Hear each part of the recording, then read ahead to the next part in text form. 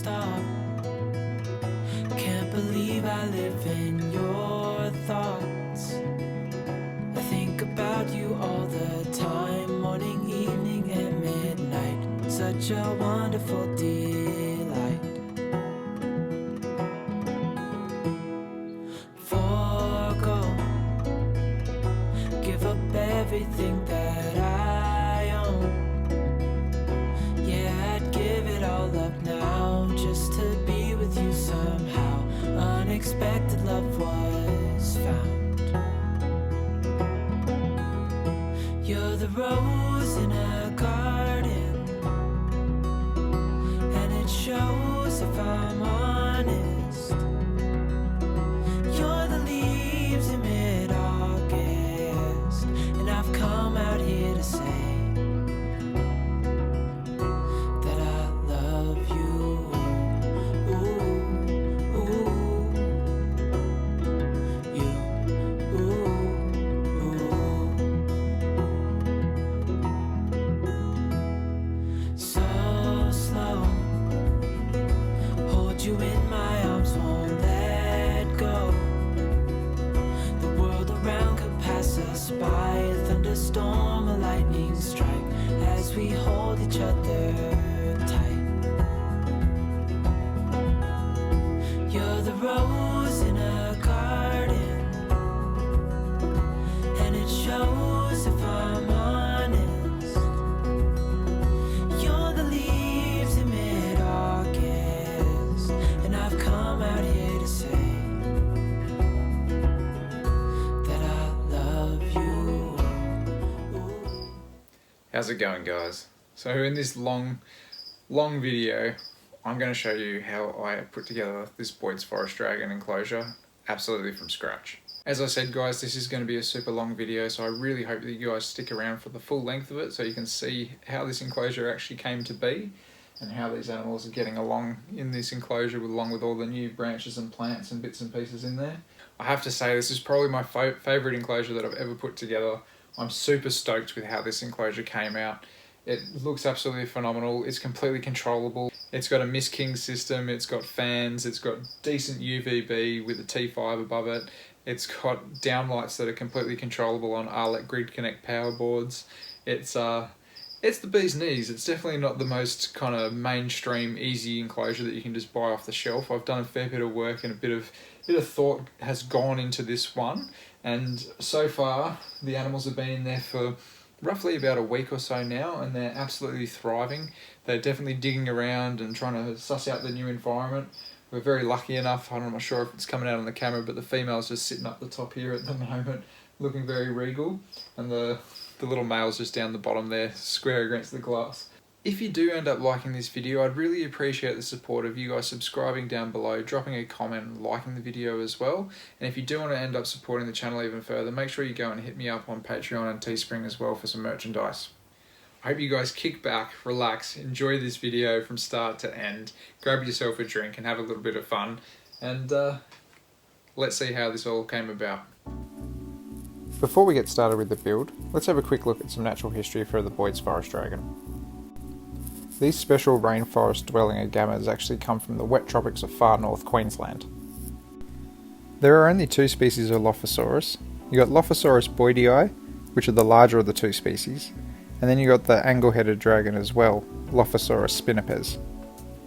Both species are incredibly arboreal lizards, meaning that they love to really cling to tree trunks and branches to kind of become cryptic and blend in with their environment. Boyds forest dragons are really funny little lizards. They don't actually like to have higher temperatures inside of their enclosures, and they prefer to run off cooler ambient temperatures.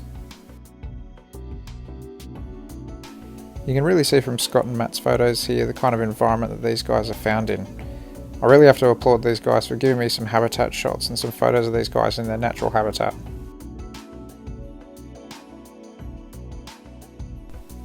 So as I said, guys, this video is definitely going to be a long one, but we've got to start with a box. And for the box structure itself, I'm actually going to be using 17mm form ply. Form ply is incredibly durable and it's really nice against water. Usually it's used in a lot of concreting applications on building sites, but this time around I'm going to be using it for the actual enclosure itself. It's a lot sturdier in my experience than melamine and things like MDF. It's a little bit more water resistant as well. As you can see, I'm actually starting with the top of the box. I'm actually marking out where my lights are going to go and where I'm going to actually cut out a big section for a bit of mesh over the back corner as well. So as you can see, I'm using a 92mm hole saw here, and this is because I'm going to be using 4 separate downlights inside this enclosure. Over the back mesh panel that I'll be putting on the back of this enclosure, I'll be using a 60cm T5 UVB fixture to make sure the animals have got enough access to UVB lighting. You'll notice here that I actually start drilling a few smaller holes as well, and this is to make a good access point for the Mist King system nozzles to come through the top of the enclosure.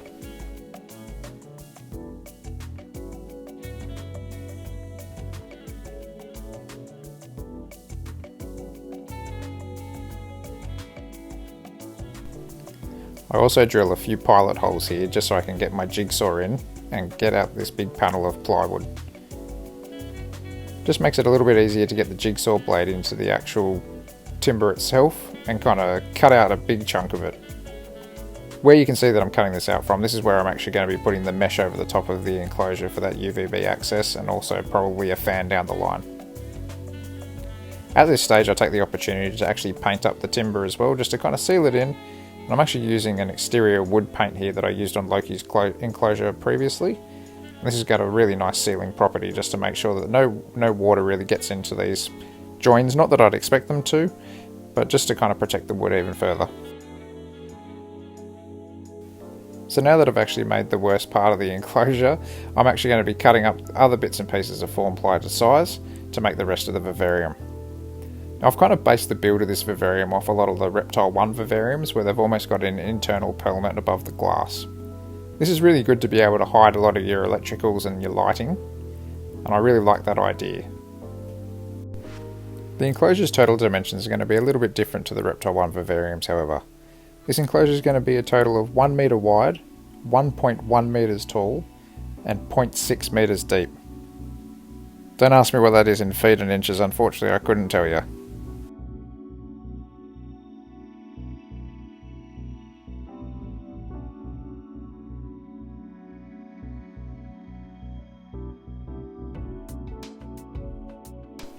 So as I go through screwing this box together, I'm actually using silicone to seal all the joins as well. Not only do I do this as I'm screwing the box together, but I'll also use silicone and make a bead inside the box afterwards. This is just going to protect the edges of the timber a little bit further. Whilst I'll be spraying a fair bit of water into this tank, I'm not going to be doing it so much that the whole thing's going to be saturated. So this is just going to protect a little bit of water that might potentially get into the edges.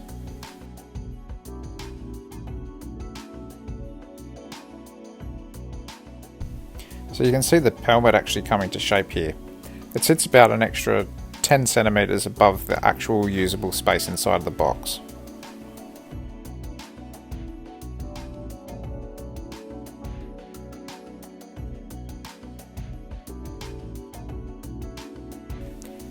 I'd been planning this build for so long for these dragons, so it was so exciting to actually get the box itself formed so I could really see it starting to come to life.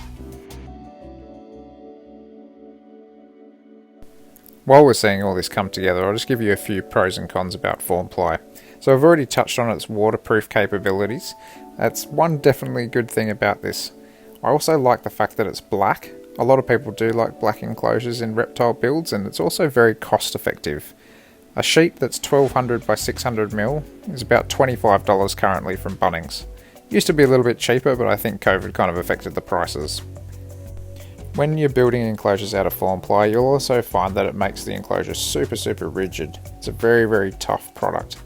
I mean, it's built to withstand concrete pouring, so you can imagine the sort of stuff that it is.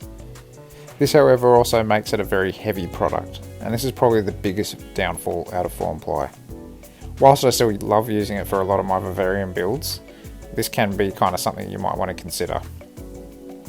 You can see here that I'm actually using a very thin wire mesh that's galvanized to put over the top of this back section here, which we cut out earlier for the UVB lighting and also the fan. I'm fixing the wire mesh into place using a whole bunch of button screws.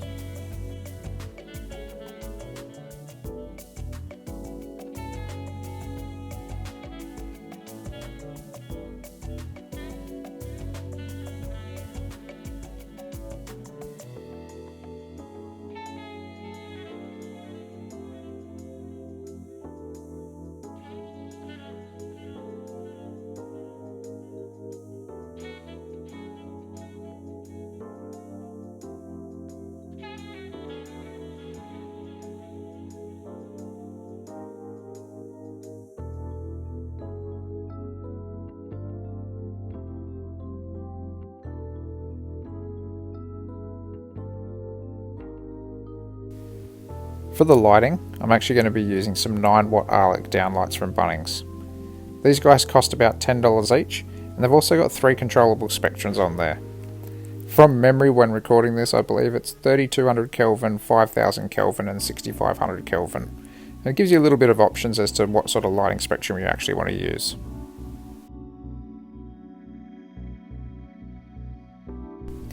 These guys just lock into place using the little brackets that come on the downlights, just as they would in any sort of home application in your gyprock ceiling.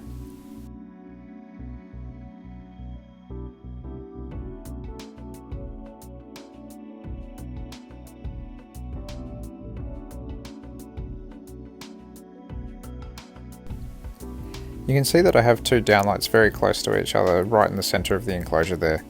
I actually plan to play around with this and use different colour spectrums on these 2 different lights so I can almost mimic a sunrise and sunset feature.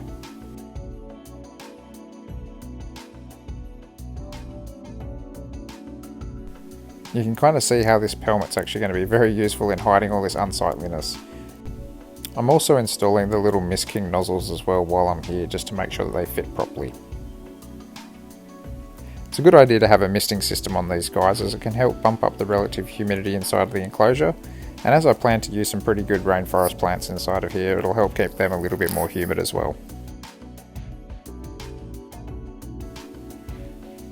Well, let there be light.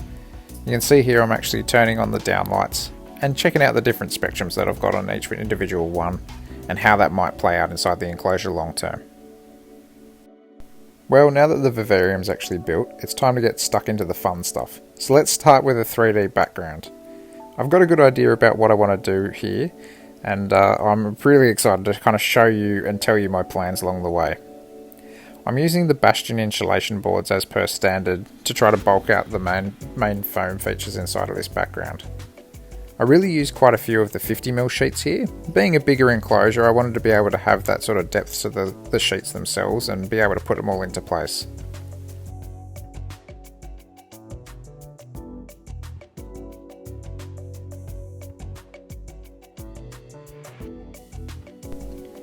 Whilst the style of background in here is not going to be overly complicated, it's still going to have a little bit of a determining feature in it.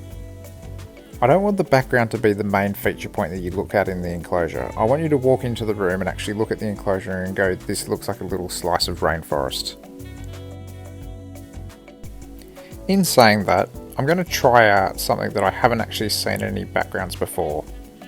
I got a lot of inspiration from some rockwork locally where I'd see all these big crevices in the rockwork and all these plants and vines and bits and pieces growing out of the rockwork. I thought, you know what, I'm going to try this.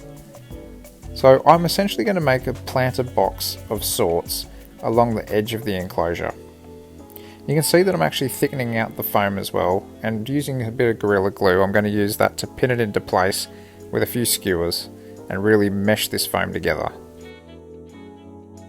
I don't want this stuff to fall apart down the line, and this Gorilla Glue is perfect for the job.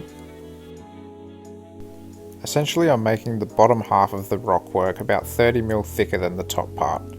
I'm also sloping the rockwork in the crevice backwards a little bit so I can actually force a little bit of dirt and debris into that to help support some plant life.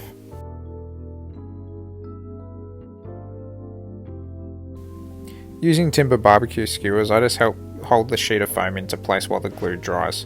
It's easy enough to come back later and either pull them out or use some side cutters or pliers or something to snap them off.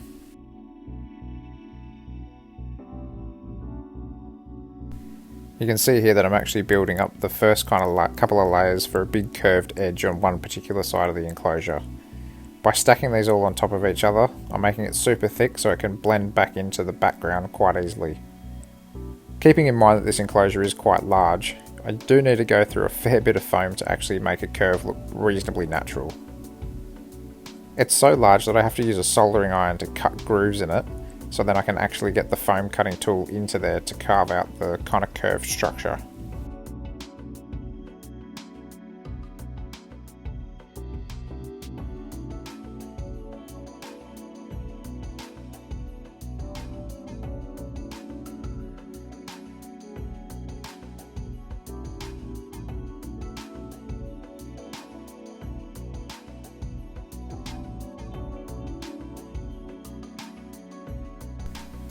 I use silicone against the foam to attach it to the form ply.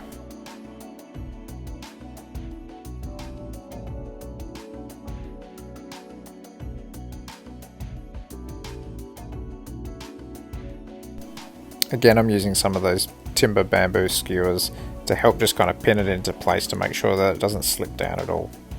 It's not a bad idea to use some offcuts of foam as some chocks underneath the certain bits of foam just to help prop it up into place.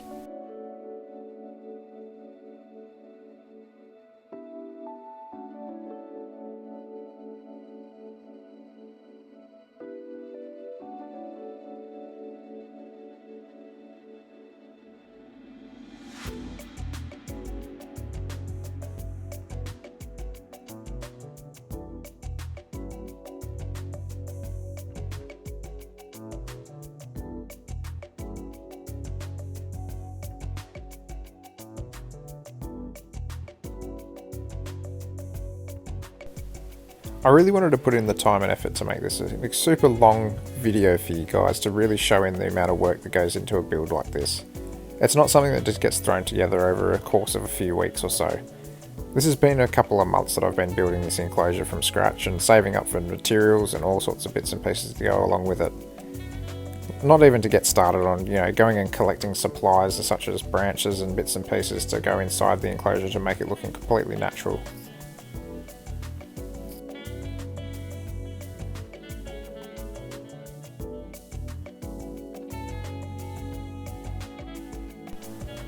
You can see here that the crevice is really starting to take shape.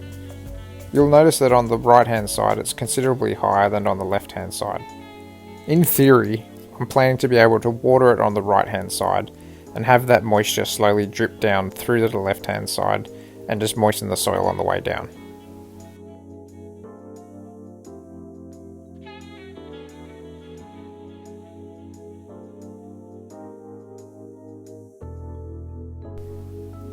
To fill in any finer gaps and also just to kind of take the harsh edges out of the corners of the bastion boards, I used some expanding foam just to bulk it out. I'm not the biggest fan of the expanding foam, to be honest, but it has its place in even the biggest of builds. It's a really good way to just kind of fill in any holes, fill in any mistakes and kind of work it over.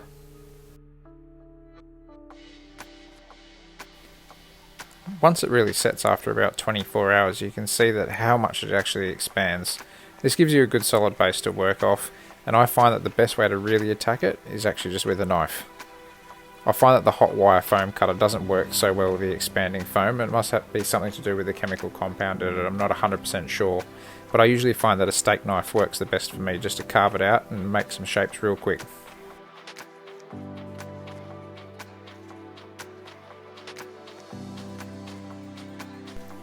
I spent a good amount of time going over it with the knife and making sure to really neaten it up. You can see that I kind of worked right into one corner over on the top end of the video right now, and that corner was kind of like one of the harsher corners to go into. I didn't spend so much time with the bastion board going and rounding it off. After I'd done this, I actually decided to attack the whole thing with a wire wheel on an impact driver. And this is just so I could smooth out some edges and kind of get rid of just the plain flat surface on the back wall as well. I could kind of make a bit of a rough sort of shape to it, roughen up the foam a little bit, and also just kind of make a few divots and grooves. I didn't want this background to be, absolutely covered in rock ledges and all sorts, because I knew the animals wouldn't utilise it so much. I I spent a bit of time going over all the edges of the form ply and making sure that I could neaten up any silicone that may have leaked out of the edges. I also took the opportunity to paint up the edges on the form ply. I just painted them in the black paint again.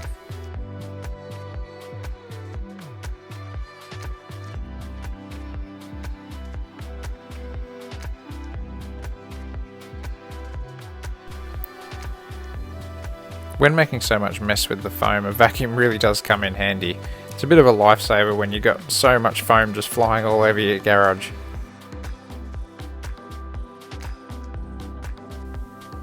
On this enclosure, I ended up going over the whole lot of the background with a heat gun.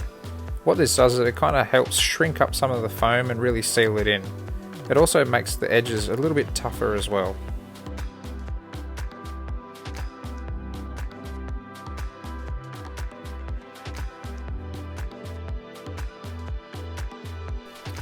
This just gives you a little bit of a close-up look at how it does kind of shrink up when you use that heat on it. Any sort of little harsher cuts like you can see down there on the right hand side will be able to fill in with tile pointing.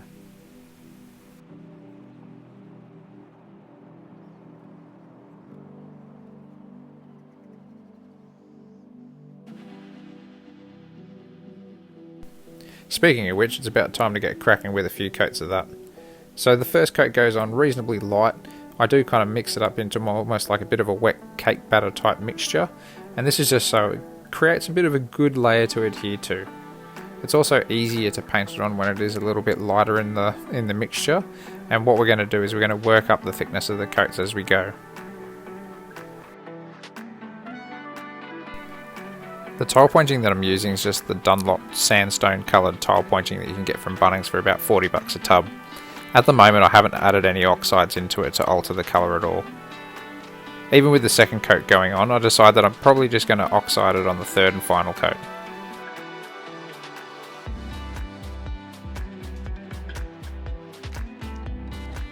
It's good to have a few different buckets you can actually work from whilst doing this, meaning you can transfer a little bit of tile pointing into one bucket, alter the mixture with a bit of water or some oxide or whatever you want to do to it, and you can kind of go from there. In this mix I end up using a bluestone oxide, which is a bit more of a heavier grey oxide, and this really gave me my base coat for what my final enclosure is going to look like.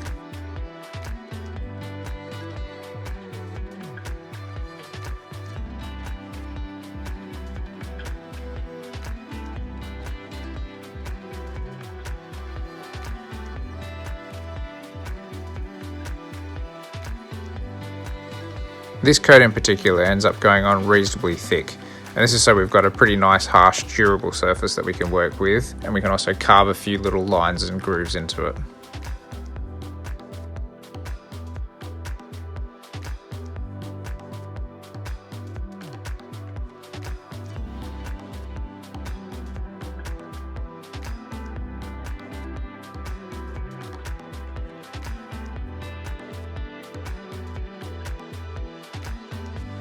When the surface of this last coat of tile pointing was almost finished, I pretty much put a glove on and ended up smearing a little bit more tile pointing just onto the surface, just to kind of smooth it out a little bit. I do end up going over it with a little bit of sandpaper down the line, but I actually don't mind some of the paint strokes in it personally. I made sure to do a pretty good job of making them all horizontal to the actual enclosure build, so they almost look like a bit of a natural surface in the rock. Something else I did not long after this, as the tile pointing was drying, was actually taking a skewer and making a few little grooves and marks in it, just to kind of represent cracks and things in the rockwork. I failed to film this unfortunately, but you will be able to see it now whilst I'm painting the enclosure. So the image that's just come up in your screen now is actually a bit of rock that's not too far from my house in the Northern Beaches that I really liked, and I wanted to kind of try and mimic a little bit. This is a bit of material that I essentially took a photo of. I thought I really liked it, so I tried to mimic the streaking effect that was actually on the rock. I played around with quite a few different colours doing this and started off with some lighter colours that I built up, but I really started getting stuck into some kind of rusty reds and browns. Overall, the technique that I pretty much adopted was paint up high, spray on some water and let it run down naturally along the enclosure. Overall, I did quite a few layers of this sort of technique just to try to build up a bit of a colour palette on it and see what actually worked. As I went, obviously you could make it a little bit darker quite easily, but it's a lot harder to take off some paint that you've already put on there if it was a little bit too dark to begin with. You can already sort of see a bit of the streaking effect that's actually taking place inside of this enclosure. Using black acrylic paints is really useful because they act as a really good aging wash, but adding some of the browns and reds into it as well just kind of gave it a little bit more of a colour, even though it ended up being pretty subtle at the end of the build. Even though these colours look really harsh right now, they end up drying quite a bit lighter than what they appear. Again, I decided to paint on some fake lichen onto the background. I really like doing this to a few of these more rainforesty style vivariums and terrariums, and it's always important that I do a few different shapes and sizes. Something else that I try to do now as well is do a few different coloured pieces. And what I ended up doing after I'd finished painting the lichen on is I actually went over the whole thing again with another black wash just to kind of dirty up the lichen, if you will, and just make it look like it's been there a little bit longer.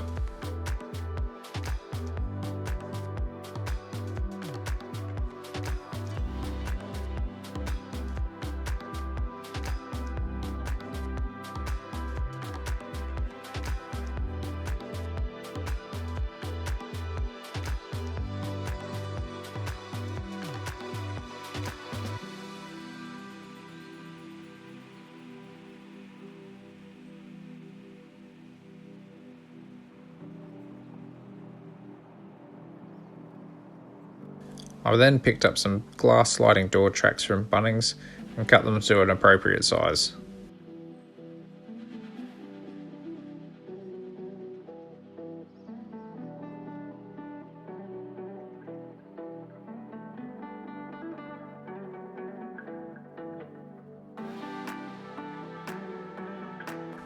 I end up pre-drilling a few little small holes inside the glass tracks, and this is just so I can actually get a couple of screws through, just to kind of really pin everything together. I end up using some liquid nails to actually hold the glass tracks to the timber itself, but those screws just mean that it's actually not going to go anywhere should the liquid nails, for whatever reason, decide that it's not going to work. It's a very unlikely event that that's going to happen, but I'm better to be prepared now than upset later.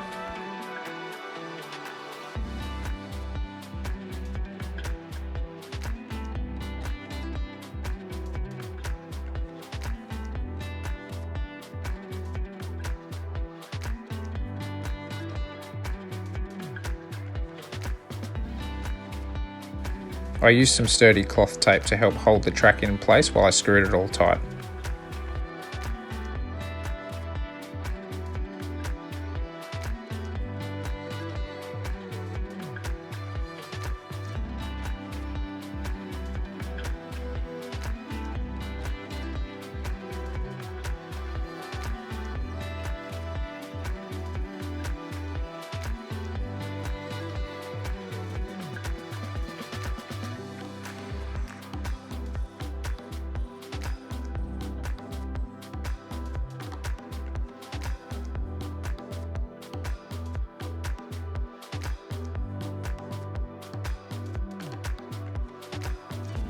You can see it at this point that I'm already starting to get some of the plants that I'm planning to use acclimated to the lights.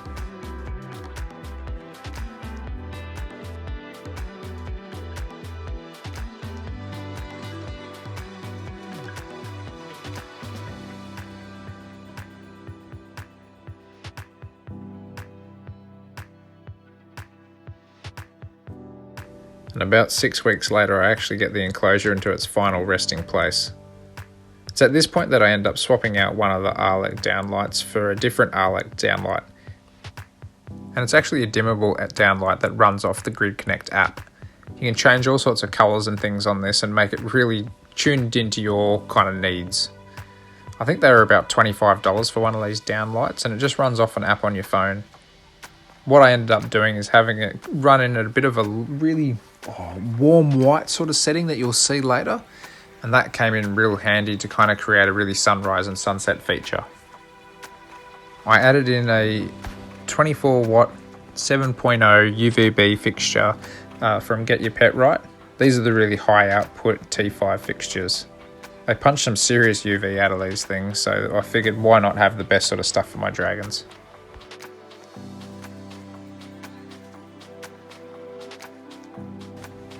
Here you can see why I exactly built the pelmet. I knew there was going to be a bit of a rat's nest of cables up on here. You can also see that I actually added in a little fan that's hooked up to this Grid Connect power board as well. This ends up running for a couple of hours a day at different intervals, and as I need to, I can physically turn it on from anywhere in the world should the room get too hot. I've also got a temperature and humidity sensor placed in the room, so I actually get alerted and notifications on my phone to tell me when the room gets above 27 degrees. Now this is the part that I look forward to the most, is actually creating it and making it look like a rainforest. All the other stuff's just been the hard yards getting it right to this point. Got to start off with a decent drainage layer for any bioactive terrarium that you're going to be using a bit of water in. For this I ended up using almost 30 litres worth of hydroponic clay balls.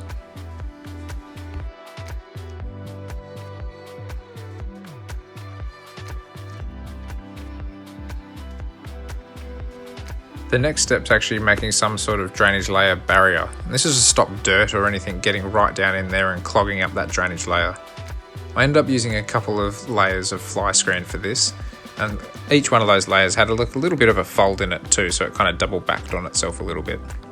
This just made it a little bit thicker. Little plant roots and things were going to be able to get down into the drainage layer should they need to, but at the same time most of the dirt should actually stay on top of this.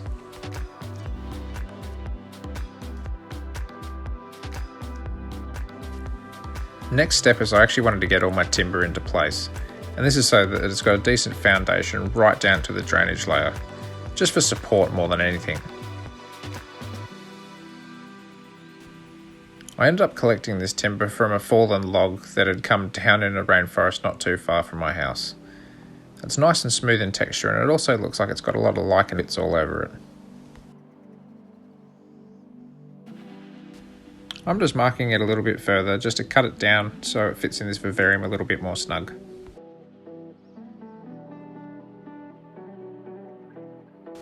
I'm about due for a new saw as this thing's starting to get pretty old and beaten.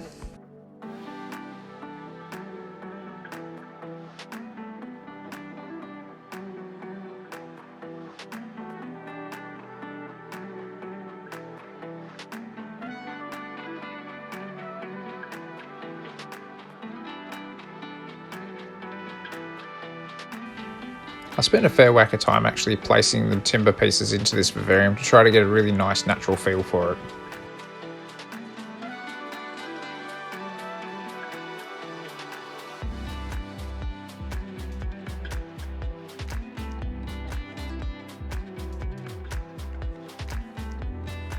To make sure these logs don't actually fall down and hurt these animals at all, I'm actually going to screw some little eyelets into place, and what I'm going to do after that is zip tie through the mesh through these eyelets, and that's going to hold these logs up and stop them from ever falling down and hurting these animals.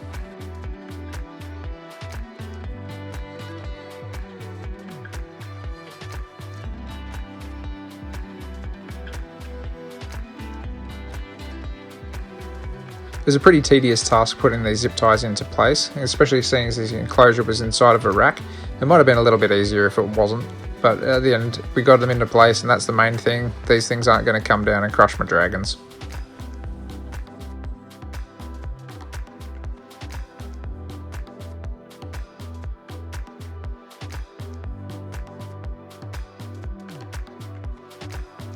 For any of the upright branches that came across and actually attached to the top just underneath the actual wood panel itself, I just fixed them using a screw.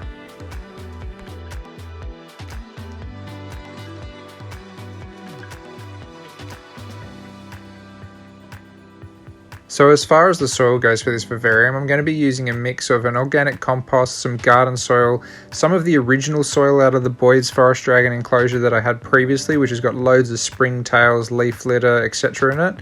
And I'm also going to be using at least a good chunk of charcoal as well. And this is just going to make sure that it keeps the soil nice and fresh.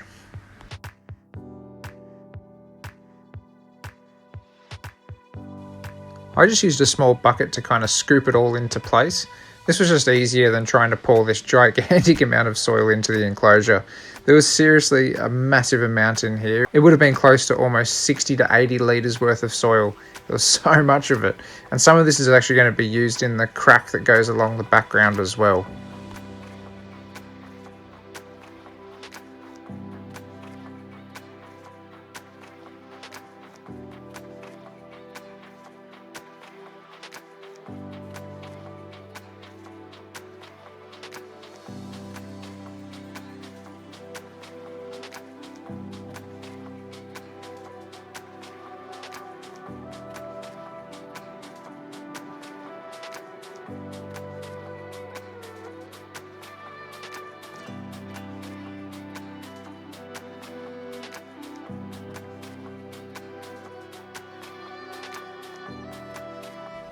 So now's about the right time to start throwing in some plants, and what better to start with than a good old Ficus benjamina.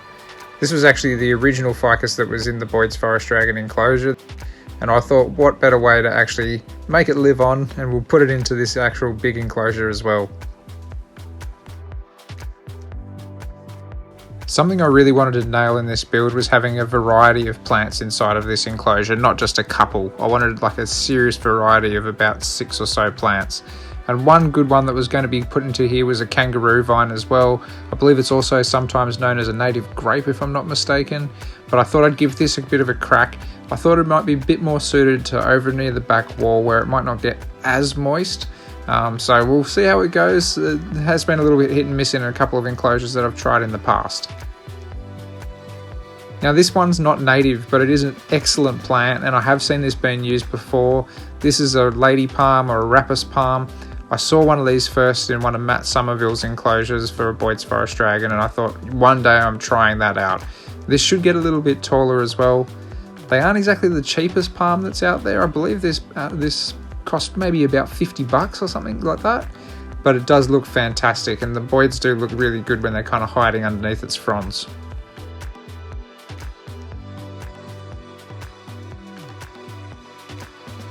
The ficus was looking a little lonely by itself over there, so I decided to actually plant a couple more in the vicinity.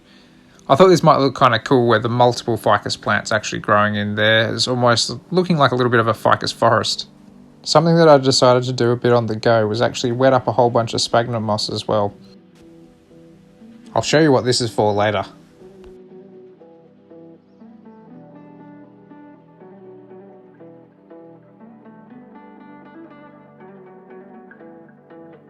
So it's about this time that I actually want to fill up this crack full of soil. I make sure to do a pretty decent amount of handfuls right the way around, make sure it's all filled in nice and evenly, just so then it's actually going to retain a little bit more moisture. A wise man may have actually planted this all out first so he didn't have to get around all the logs and other plants.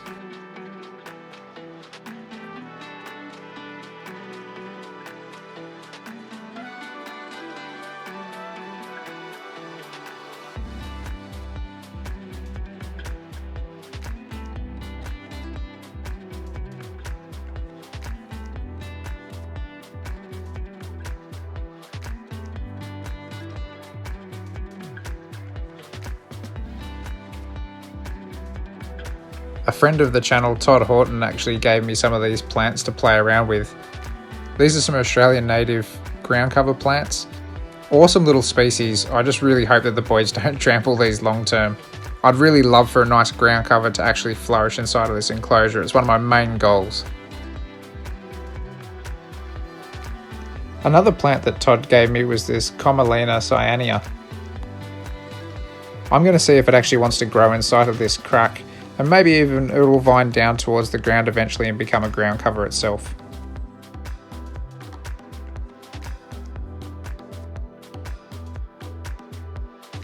It can be a little bit difficult to try to plant these things in a little crack, but it doesn't have a hell of a lot of soil in it.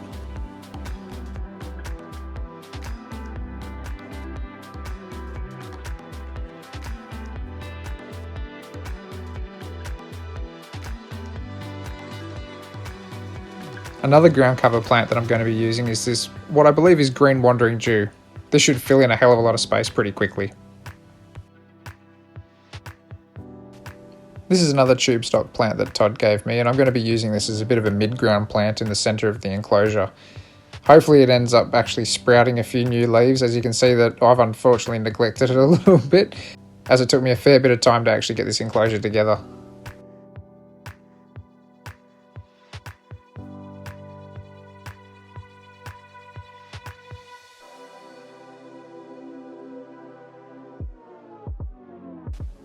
You can kind of see from how I'm planting this little bit of wandering dew at how deep this actual crack is. You can see how far my fingers are actually going into the back of it. It is a pretty hefty little crack.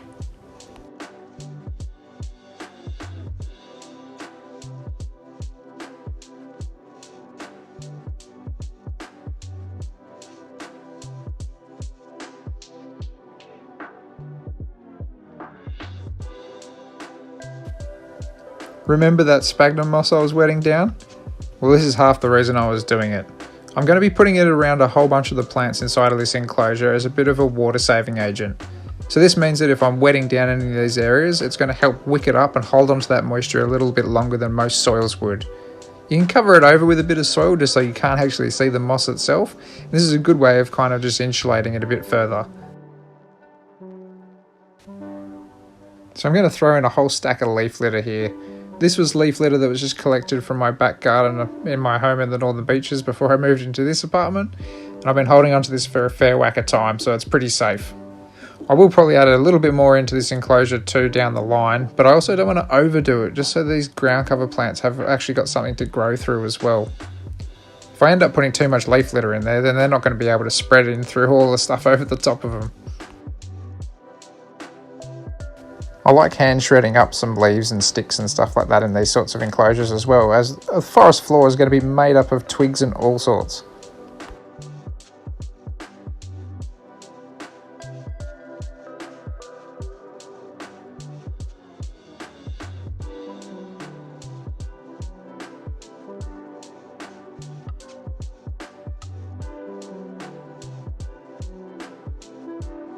I'm making sure to actually stick a few of these leaves into the cracks as well, as, leaves will get stuck in these sorts of places, so why not add these finer details and try to make it a little bit more authentic. It took me a little bit of time to actually be able to trace down some of these small bird's nest ferns. I was stoked to find some though, as a lot of them are quite large when you buy them from a nursery, so getting some small ones was really important to me, because this was going to make it a lot easier to plant them inside some of these cracks. This was like my major thing with this enclosure. I wanted to see little tiny bird's nest ferns growing out of this crack. It was probably the main plant that I ever wanted inside of this enclosure. That was a given. That was like the reason why I built this crack. A lot of the time in nature you do find these epiphytic ferns actually in cracks or just on a rock surface alongside mosses and all sorts. So this was perfect for this medium. I'm absolutely stoked with how these guys actually look in place too, and they've become really, really lush.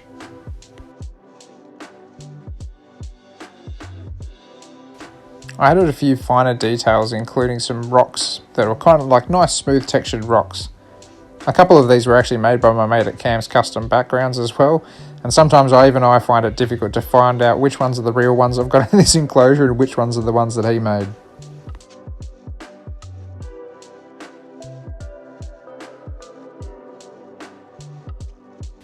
Another channel sponsor, Get Your Pet Right, sorted me out with this awesome Reptile Dish. This is actually one of their food dishes, but it's nice and shallow and super smooth, so I decided to actually use it as a water dish. The Boyds quite often actually just drink off leaves and, wherever the water is actually coming out of the mister, but this is just a good little option for a nice shallow bowl that they can drink out of. Like any bioactive enclosure, it's really important to add a cleanup crew, and springtails are probably the number one cleanup crew inside a tank like this.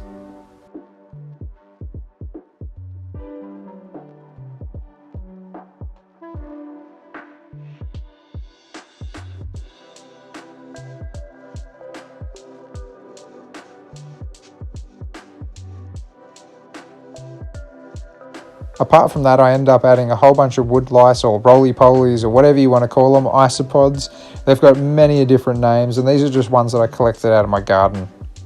I've been breeding these guys for a little while now, so they aren't exactly fresh out of the garden, if you know what I mean.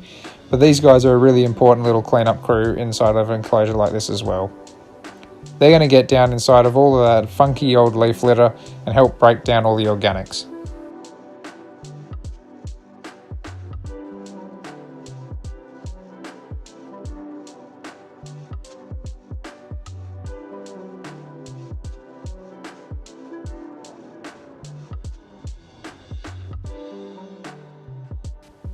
I took this opportunity to water in all of the plants to make sure they're going to be well hydrated before these little brutes get in there and start destroying stuff.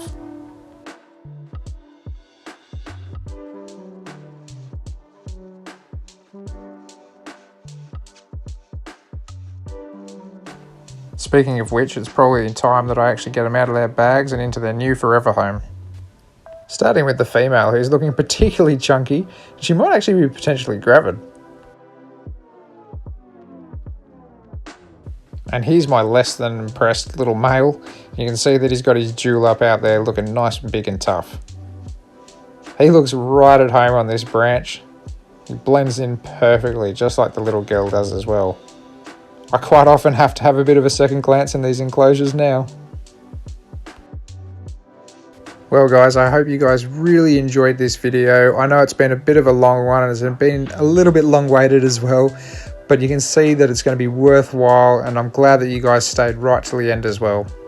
If you are new here, please consider subscribing to the channel. I'd really appreciate anybody subscribing. It means the world to me. It helps boost up numbers and helps me get encouragement to keep going on these sorts of ventures. I'm going to leave you guys with some nice cinematic shots of this enclosure build. Thanks so much for sticking around. Make sure to subscribe, like the video, comment, check out Patreon and Teespring as well if you haven't, and I hope to see you guys all on the next build video. Take it easy.